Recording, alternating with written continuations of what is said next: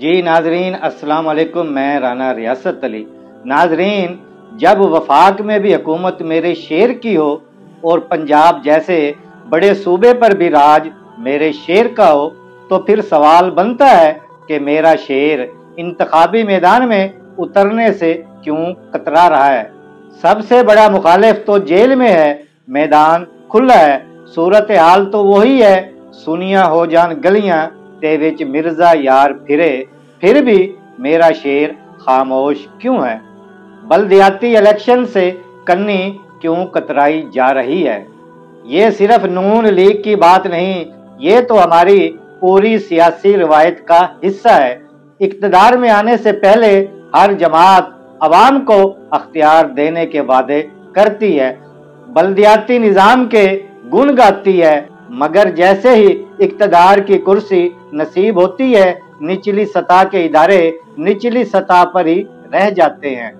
Peoples party ہو، تحریک انصاف ہو یا مسلم league نون، سب نے کسی نہ کسی موقع پر بلدیاتی انتخابات کو مؤخر کیا ہے، اور وجہ ایک ہی ہے، اختیار بانٹنے کا خوف۔ کیونکہ جب اختیار گلی محلے یونین کونسل تک پہنچ جائے تو پھر لوگ سڑک، نالی، لائٹ کے لیے ایم این اے یا ایم پی اے کے دروازے پر نہیں جاتے، بلکہ اپنے مقامی نمائندے سے سوال کرتے ہیں، اور یہی سوال طاقتور کو کمزور کر دیتا ہے۔ دنیا کے ترقی یافتہ ممالک نے ترقی تب کی جب انہوں نے اختیارات کو مرکز سے مقامی سطح پر منتقل کیا۔ سویڈن، جرمنی، جاپان، ان کے بلدیاتی ادارے سب سے مضبوط ہیں۔ وہاں لوگ سڑکوں، صفائی، تعلیم کے لیے وزیر اعظم یا وزیر اعلیٰ کا انتظار نہیں کرتے، بلکہ نظام خود ان کے دروازے پر موجود ہوتا ہے۔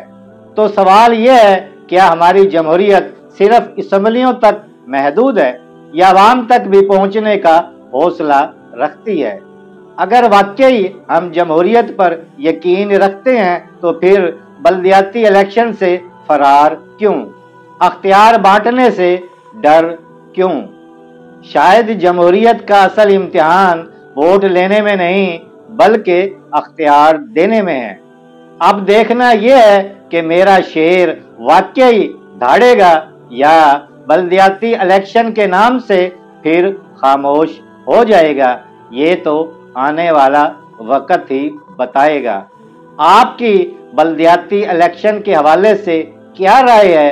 کومنٹ میں ضرور بتائیے گا، اور یہ بھی ضرور بتائیے کہ ہر آنے والی جماعت اقتدار حاصل کرنے کے بعد بلدیاتی الیکشن سے فرار کیوں چاہتی ہے؟